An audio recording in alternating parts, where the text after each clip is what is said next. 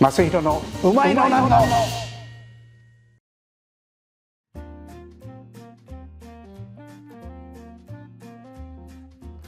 うまいのなんの正弘です。青梅に来てます。青梅街道の青梅で、実はうちから道がほとんどまっすぐなんですが、結構来ると遠いですね。なんとここにラーメンフィール、明日閉店という、丸5年でラーメン、専門店を閉めてしまうというので、そこの店主の渡辺さんに、ラーメンをいただいた後お話を伺おうかなと思ってます。ご覧ください。うまいのなんの。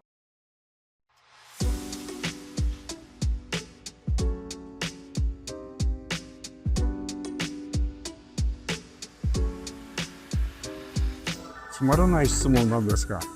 目分量っていうんではやらない。オペレーション上、目分量でやってると、かなりブレが出てきてしまうので、多少ありますけどね、このお客様にはこうしようとかっていうことはあるんですけども、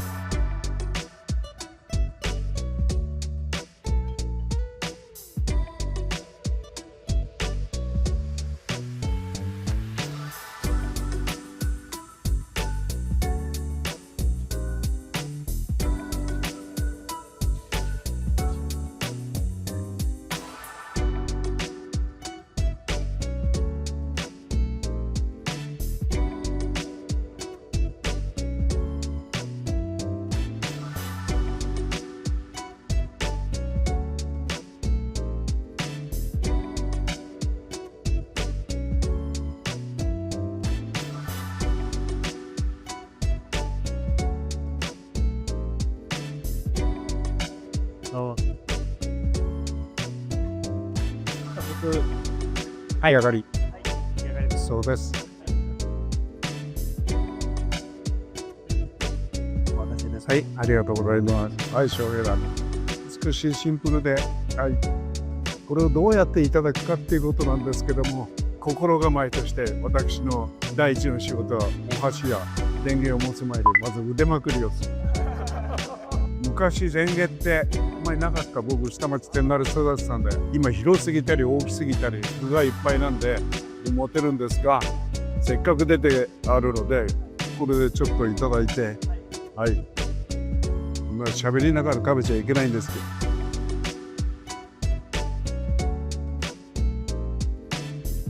ど、いやー、お出汁の味とお醤油の味がミックスして素晴らしいです。これもいただいてみます。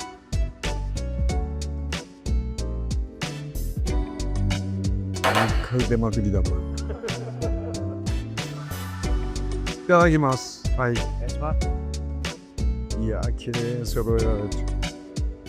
もう本当、なんとラーメンは実を言うと食べ始めてから難しいもんだなと。やっぱり途中で切るわけにいかないし、3入れるわけにいかないし、音がいいのがこのぐらいかなと思うんですけど、どうかな。このぐらい見ると、音の麺の味とスープの味がよくわかるかなって感じです。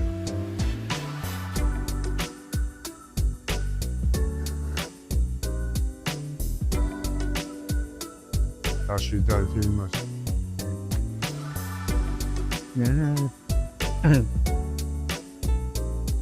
とても麗しい味なんですが、ただ淡白だと淡麗っていうんじゃない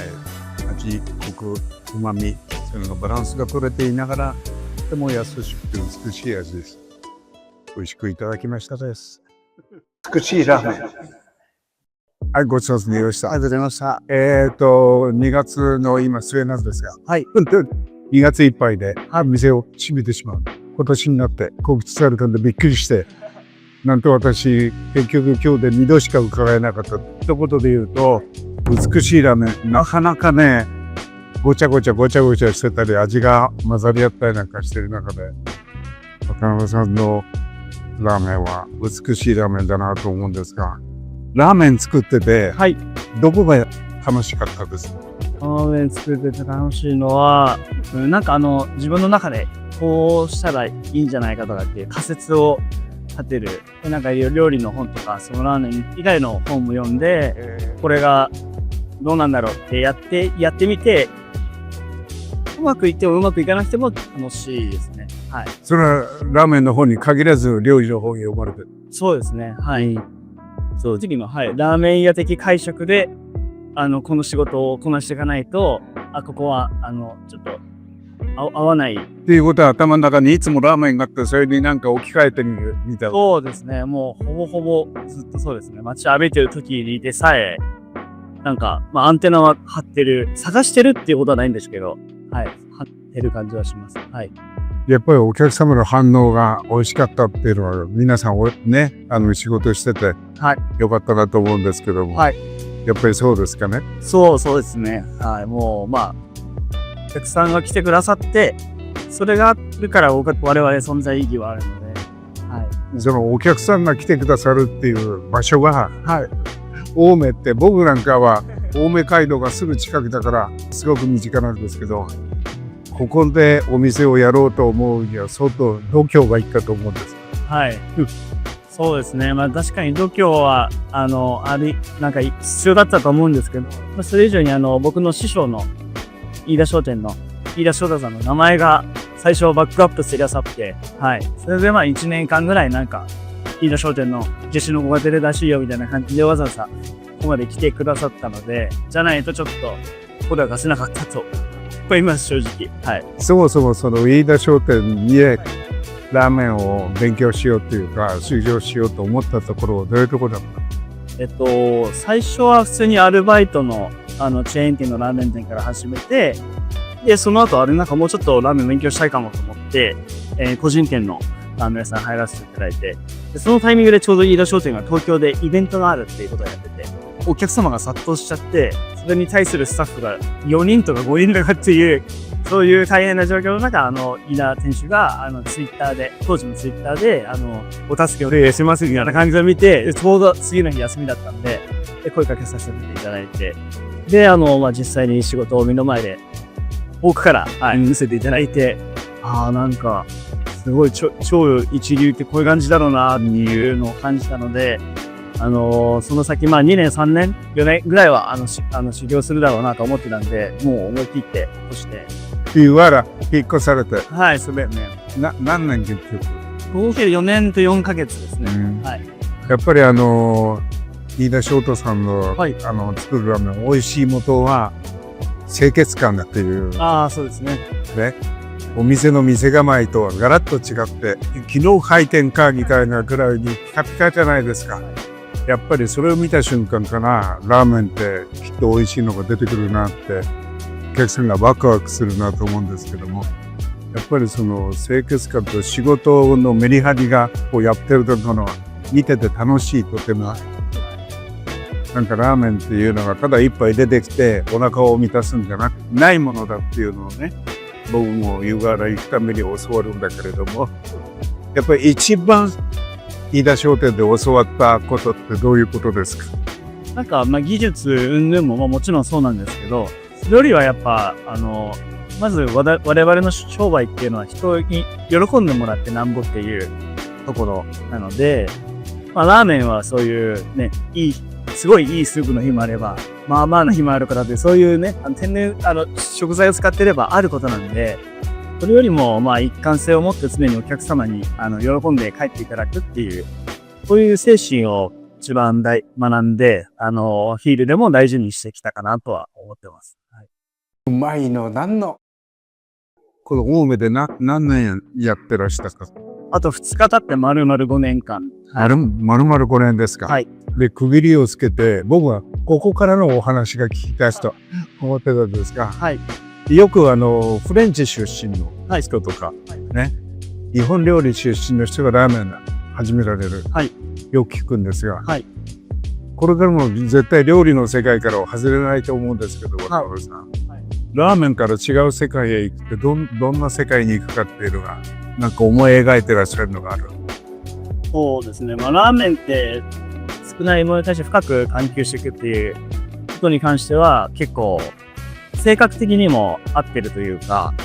でやってきたんですけど、なんかいろいろすごい食材にあって、生産者さんにあって、これを活かそうってなった時に、できない自分がいるっていうことがジレンマとしてあって、で、なんか結局ラーメンにしようとすると煮豚になったりとか、吊るし焼きのチャーシューになったり。でも本当はなんかこの食材だったらもうちょっとこうしたら美味しくなるんじゃないかなっていう調理方法とかいっぱいあると思うんですけど、それができてない自分がずっとあるのはちょっとやっぱ嫌で、どんな食材が一個人参という料理が来ても、そこから深く考えて実際に行動に出して自分のアイデアをお皿に投影できるようなところを、まあ、僕今34歳なんですけども、40歳ぐらいまでもうちょっと積み重ねてでからラーメンにまた戻ったとしたら、その時のラーメンでまた違う感じの景色が見えるんじゃないかな。とても素敵な話なんですけども、じゃあよく食べ歩かれた？それを決心してからは結構食べるようになりました。1ヶ月に1軒2軒というか、はい、シェフのそのお仕事を実際味わってみたいとか、はい、そういうのがあるので、それで行くことは増えたわけです。はい。実はつい一昨日フランスから帰ってきたばっかりで、2週間ほど毎日食べ歩いていたんですけどね、簡単に言うとフランス料理って、はい、今世界中の料理のやっぱりトップをいってる。みんな南米でもすごい人がいるとか、はい、美味しいのは別にフランス、ね、スペイン、イタリアに限らないっていう人もたくさんいるけど、はい、やっぱり50年間一生懸命料理を食べてくると突き詰めるとフランス料理はすごいな。特にお出汁。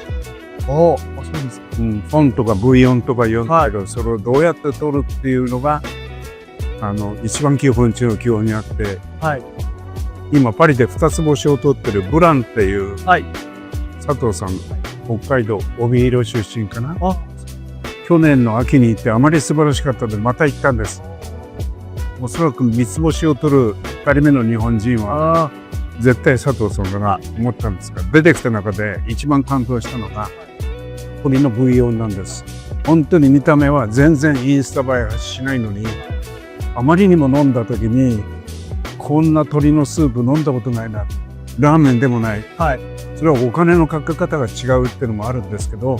何の鶏使ってるんですかって言ったら黄色い鶏ってあるんです。皮目が黄色い、それとホロホロチョ、それで取ったブイヨンで、お水はっつったらボルビックで、その取ったお出汁だけじゃなくてそこに中国茶が入ってる。そこが素晴らしい、はい、全然鶏のブイヨンを邪魔しないで、未だかつて飲んだブイヨンにない味を引き出してる。これに美味しい麺を入れたら何にも具はいらないなっていうくらいに、そういうことをフランスにいると考えちゃうんですよ。はいはい。だからやっぱりフランス料理のお出汁の取り方を勉強されると、なんか面白いことたくさんあるんじゃないかなって考えたのが一つと、はい、それとやっぱり日本のラーメンってたくさんいろいろ食べていくと、たくさんの具をお皿の上にダブルスープじゃないですけども味を重ねてったり、濃厚が流行りになったりしてるけど、やっぱり本当に最高のやつは染み渡ってる、飲んでて染み渡るような美味しさっていうね、はい、そういうものがあるから、僕はとてもフランス料理とラーメンの世界で近いことはあるなと思うんですね、はい、だから渡辺さんきっとそういう世界でまた勉強されると面白いのかななんて思ってて、つい1ヶ月ちょっと前ね、目白のところでコラボでフレンチのアエリっていうお店でしたっけ、そこにもお邪魔させていただいたんですが、本当にラーメンの人が今のフランス料理でもいいんですけど、クラシックのフランス料理のお出汁の取り方、引き方って言わない、日本じゃないから、それがだから豚骨というより牛骨で取るコンソメだったり、鶏から取ったり野菜から取ったりなんかするわけですよ。一番進んでるなと。アランパッサールっていう三つ星を取ってるアルページュっていうお店はお昼だけなんですが、前菜からデザートまで全て野菜。値段が日本円で5万円近くですね。野菜料理でこれだけ人を感動させるかっていうのがあるんで、渡辺さんにそういうのを食べるとなんか発想がそこから上に乗る盛り付けもいつか変わってくることがあるんじゃないかなと思ったんですけども、はい。ちょっともう一つお見せしたいのがあるんで、ちょっとうまいのなんの。今回パリ行って最初次の日に行ったプレキャトランっていうお店がありまして、三つ星なんです。そこはボーローニュの森の中のレストランで、はい。ジョエル・ロブションさんのお弟子さんの中でただ一人三つ星まで取った人がある。はい。その彼のところで出てきた料理がこれなんです。わあ、料理すごいでしょ。はい。この下のベースはジュレになってるんです。基本的にはオマールエビの殻が中心なんですけど、エビやカニの殻から出したお出汁をジュレにしてあるのを引いて、上の点々は白いのがカリフラワーと黒いのがキャビアと、はい、茶色いのがウニなんです。すごいの。いや、値段がめちゃくちゃかかりますよ。でもこの手間考えてくださいよ。機械で作ってるわけじゃない。で、ロブションさんは周りだけ点々点々ってやった料理で有名になったんだけど、それはこの上の点を動かすんじゃなくて、下のお皿を動かしてって点にするんだけど、はい、どうやってやったかなって。で、はい、今日のラーメンはかなりこういう気持ちに近い。つまり崩しちゃっちゃもったいないなって思わせる、そういう盛り付け、はい、で見た目以上に食べた味がすごい。いやー、なんて表現したらいいのかなっていうような、こういうのを今フランス行くと食べられるんですよ。だからラーメンの世界もやっぱり盛り付ければいいやっていうので山ほどなんだけど、シンプルなんだけど手がかかってるんです。味は複雑だけども繊細、はい、つまり何が言いたかっていうと、盛り付けおよび食べた味わいで、食べた人が美味しかった、うまかったっていうところが胸に染み込んで感動したって思わせるラーメンをみんなが、いや、渡辺さんかなり近いよ、それに。でもまだ先は、ラーメンはずっと未来はあるかなっていうふうに思った一品なんですけど。なんか僕もやっぱ自分で仕事してて思うのが、洗礼度がもう桁違いですが、それってなんか見て単純にやってもできるもんじゃなくて、やっぱ自分に宿して。そうですよ。だってこれ見本のためとか写真集のために作ってるんじゃなくてですね、お客さんがいらしてインパクトがある一品目なの、様子料理の。たまたま1週間ぐらい前のことだったんだけど、これ食べながらちょっとラーメンのことを思って、ラーメンでもなんかこういう考え方、はい、お客様に自分の盛り付けから味付けを想像してもらうっていう意味でね、やれることはまだあるかな。だからなんかどっかにね、この後勉強されるんだけど、やっぱり食べてみるっていうことからインスピレーションを受けることが多いかな。はい。いつかまたラーメンに戻ってきた時に全く想像がつかないようなラーメンを作ってくださったら素敵だなと思ったんですけど。そうしたいです。あとなんだやっぱ今は一杯でまあまあお腹いっぱいになるので、それをちょっとちっちゃいラーメンとかをちょこちょこって出していただいて、出させていただいて、そういうのが表現できるようになるように、はい、これからいろいろ幅広く、はい。そもそもピールってね、日本語じゃないじゃないですか。はい。なんでピールという名前がついたんですか？名付けてくれたのは、妻のお父さんなんですけど、まあ、もともと僕も妻も、アメリカに学生終わってからすぐ音楽で、はい、行ってた経験があって、海外のアメリカとかの感じの名前で行きたかったっていうのはね。で、それと決めらんなくて、自分で決めるとなんかちょっとキザに感じてきちゃって、で、お父さんに決めてもらった感じで。で、フィールって思いとか感じるとか、そういうところは、なんか生産者の方が作ってくれたものを僕らが受け取って感じ取りながらお客様に全部そこに一つ精通する言葉だなと、ぜひそうしようと思って。じゃあ F と最後の L が大文字になってるのもなんか意味があれはですね、小文字の E がなんかラーメンのないもんを生かすが、はい、するので、それを際立たせるためにちょっはい。と、はい。もうこれからじゃあまたいつかラーメンに戻ってくるとまた違う世界で大成功しちゃってラーメンがその中の一つの部分になるかどうかわかりませんが、はい。はい、楽しみにしてますので、はい本当に美味しくいただきました。はい。ありがとうございます。